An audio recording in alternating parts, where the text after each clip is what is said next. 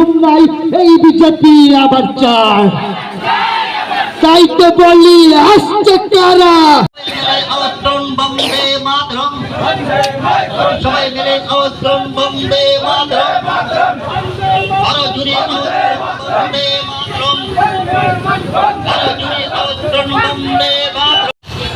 বিধানসভায় রাজ্য জুড়ে পাহাড়ে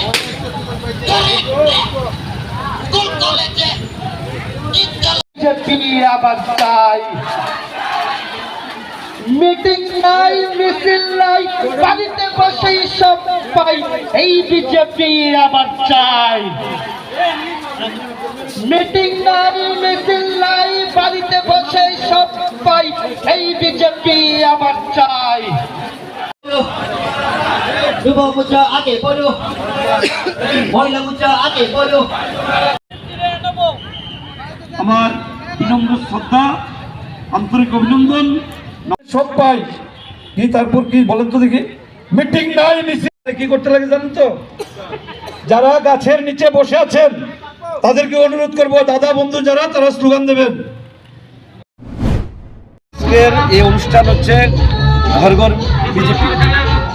এই ঘর ঘর বিজেপি উপলক্ষে আমরা বামুটি আইডি ব্লকের সামনে থেকে এই বেরমুদা স্কুল মাঠ পর্যন্ত পদযাত্রা করে আসলাম।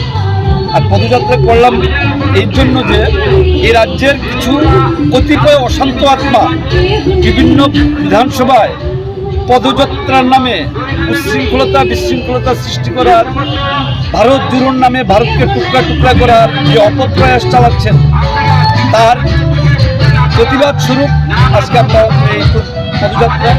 আজকের পদযাত্রা প্রতি ঘরে ঘরে সুশাসন প্রতিষ্ঠিত হওয়ার পর মানুষের উৎসাহ উদ্দীপনার যে খুশির জাহির করার যে প্রয়াস, মানুষের আত্মবিশ্বাস, আবার 2023-এ ভারতীয় জনতা পার্টি পুনঃপ্রতিষ্ঠিত হওয়ার যে আত্মপ্রত্যয়, তার জানান দেওয়ার জন্য আজকের এই ঘর ঘর বিজেপির যাত্রা। দাদা, গতকাল কংগ্রেস নেতা গোপাল রায় বামুটিয়ায় পদযাত্রায় বলছেন যে বামুটিয়ায় কংগ্রেস জিতে যাচ্ছে, কি বলবেন?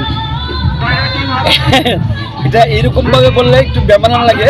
আমরা আয়া করতেছি, আয়ালাইছি, আয়ালই, এই সমস্ত কথা ওনাদের মুখে মানা, এগুলি শুনতে শুনতে ত্রিপুরা রাজ্যের মানুষ মানে বিরক্ত, তিতা বিরক্ত হয়ে গেছে।